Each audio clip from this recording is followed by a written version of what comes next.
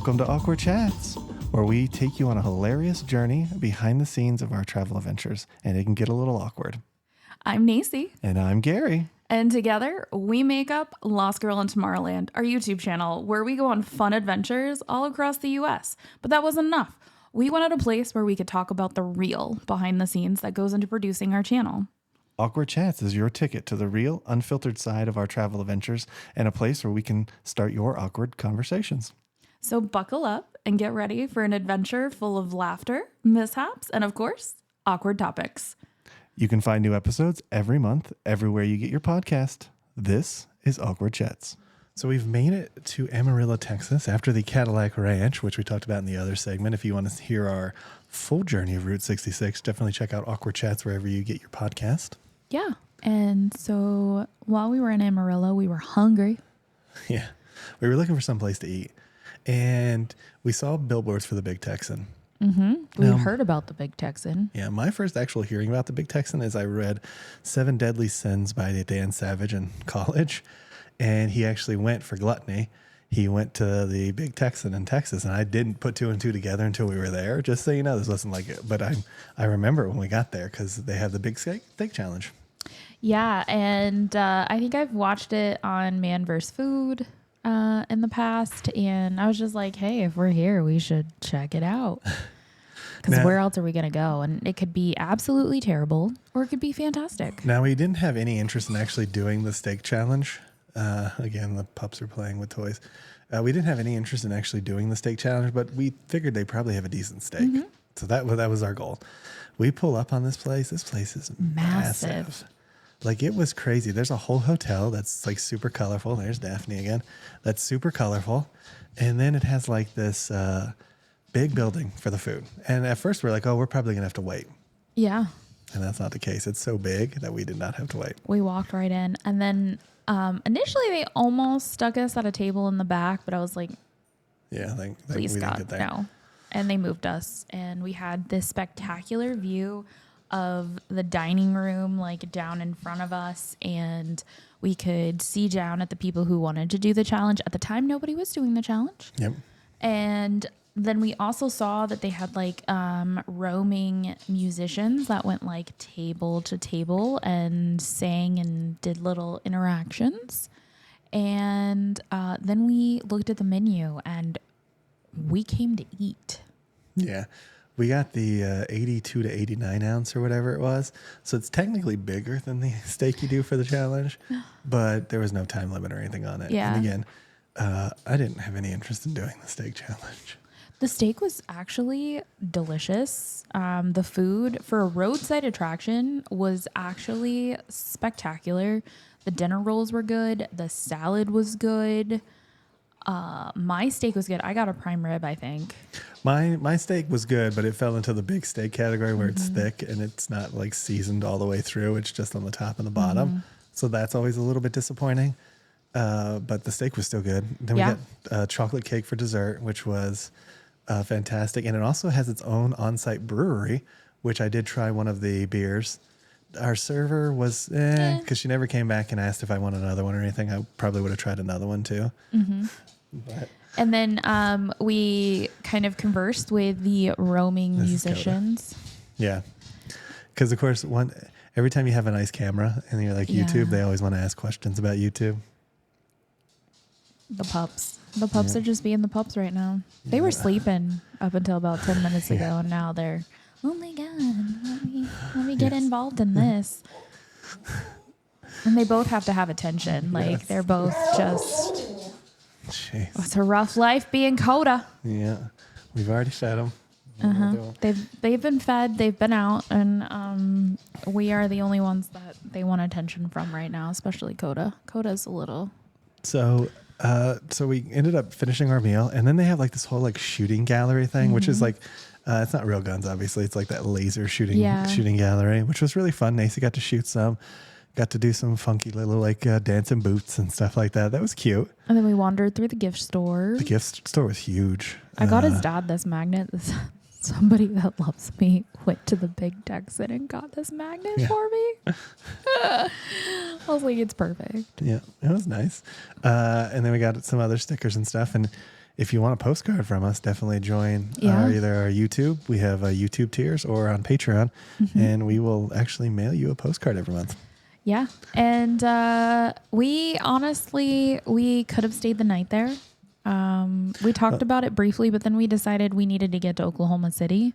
Yeah, because we wanted to see our family and we didn't know how much of a drive we wanted to do. One of the cool things about the Texan was it just kept going. Like it had the shooting gallery place. Then it had like an arcade area with some arcades. It also had a brewery, so they made their own beers, and that was all on site too. They have a pool that's like the shape of Texas. Yeah, they have hotel rooms that we talked about that we saw at the beginning, but you could also stay on like a stagecoach, which was super neat. They had RV parking. They had trucker parking. They had a little pet relief area, so they were pet friendly. There was a giant steer out front. There was an old Route 66 police car, I think. So this is directly on Route 66, and it started out basically as just a place for cowboys just a place to get steaks on Route 66. And then a bunch of cowboys started going there, and they started competing with like, oh, I can eat this steak. I can eat this steak. I can eat a bigger steak. So they made the whole steak challenge based on those cowboys. Yeah. And it has grown into what it is today. And honestly, if you are in Amarillo, Texas, or you're going to drive through Amarillo, Texas, I think you should stop there. Well, I feel like it's a must stop. And we did see somebody do the challenge. So the challenge is basically a big steak. It's like a 40 to 60 ounce or something like that steak. Or maybe they call it 4 pounds. I'm not exactly sure of the size of the steak, but you get a big steak, you get a salad, you get 3 fried shrimp that you have to finish. You get a dinner roll. And I think a drink. Yeah, I don't know if they count the drink though, but you can get a drink, and I think that's it. And you think, oh, that's it, but it's like it's not easy. We saw 4 and they people, get an hour. And they get yes, oh, you're right. They do get 60 minutes or an hour. We saw 4 people sit down and do it. I'm pretty sure at least 2 of them were going to finish. We left a little bit before one guy who was about 99% done, and he still had like 20 minutes left. So I'm pretty sure he could do it. But the first guy that sat down was fascinating. So he right off the bat was just going way too slow. Well, we were excited because we finally got to see someone sit down. And there was definitely a piece where he was the only one doing it. It took a while for the other 3 to go up there. He's sitting at this table. He's going through it. He's doing his thing. And it was probably 30 minutes. He started to slow really, really down. And I was like, oh, he's not going to make it. He's not going to make it. And then he kept trying to push himself. Yeah. Which at that point, if you know you're not going to make it, just don't push yourself, because your body only has limitations. And he pushed himself past his body's limitations. And then... So he had about 15 minutes left, and you could just see him. He had stopped eating. He was swaying back and forth in his chair. And I'm like, oh. And then he's drinking water. First off, don't drink water if you're feeling like you're going to puke. Nothing good's going to come from that. Nope. Nothing good. Other than help it come up. And he couldn't... Well, you can't leave the table, otherwise you lose. But at that point, you're going to puke, and you're not going to finish anyway. So I don't know why that matters. And then he got a to-go box. No. Well, and then so he's rocking, and then eventually there it came. Yep. And it was like, oh, that sucks. And there's 3 other people sitting at the table with him that still are eating. Well, and he puked into a bucket. So he pukes into a bucket that they keep at the table in the seat next to him, and all these people are eating, and they're just smelling his vomit. Anyways, so the guy like pukes, the bucket's sitting in the chair next to him, and all these other people have to like smell it. I can't imagine trying to finish the eating challenge and just smelling that like puke everywhere. Because puke don't smell good. Right. And it's just like... We were high enough up, like we were pretty far away that it didn't affect us at all. Well, and to put it in perspective, that's a good point. To put it in perspective, we were in the second story, right? And we were like in this like foyer kind of overlook. The main eating floor was massive. It was probably the size of like a super Walmart, I would say. Yeah. And their table for the like show is right in front of the grill area, but it's like elevated, and it's a good distance from kind of everybody, except for the other people doing the food challenge. So those poor people who had to like sit there and smell that and then try to complete the food. I would be done. I would be like, I'm sorry, like this is not fair. And he checked out, got a to-go box, and the bucket was still there. I couldn't believe they brought him a to-go box and he put steak in. It's like, you're not going to eat steak for a while. You might eat steak again, but it's going to be a while before you eat steak. Yeah. And my biggest fear about the steak challenge is that it's just not going to taste good. It's going to be like a flavorless steak. Yeah. Because mine ran into that issue. It was good tasting on the top with the seasoning, but in the middle there was no flavor. I imagine it's the same thing for the people in the steak challenge, where you just don't have like any real flavor to the steak. Mm-hmm. Yeah, I can't imagine trying to do a steak challenge. I can't imagine trying to do any eating challenge, honestly, but that just seemed... Duh. Well, the only time we've ever been close is we went to an all-you-can-eat sushi place, and that's probably our only comparison to it, because we were eating the sushi. And for you don't know, if you've never ate like an all-you-can-eat sushi sneaks up on you. Mm-hmm. Like you'll think you're doing good, and then all of a sudden it's like, I can't eat anymore. Yep. And it's just like out of nowhere, you're just like, nope, that's the end. I hit the wall. And if you're lucky, you're between plates. If you're not lucky, you're not between plates, and it's like, oh, I've got to do something else. I just got a new plate of food that I'm gonna have to figure out. Are they gonna charge me a shit ton of money? So that's kind of what I compare that to, especially with the guy trying to like overextend. He knew he couldn't make it, but he was trying, and it just didn't work out for him. Mm-hmm. It was a fascinating experience though, overall. And they had like a whole ice cream place inside. They had a full bakery inside. So even if you didn't want to eat in the restaurant, you could get like ice cream and like baked goods.